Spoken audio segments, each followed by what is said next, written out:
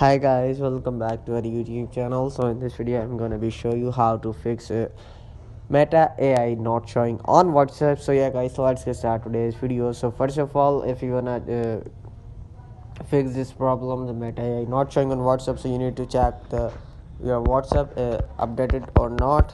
So first you can go the App Store, Play Store, and search the WhatsApp and check your WhatsApp are updated or not. So I have already my WhatsApp updated. So and after this you can go the WhatsApp, and if you wanna get Meta AI, so you can tap on the Meta AI and simply gonna search here Meta AI.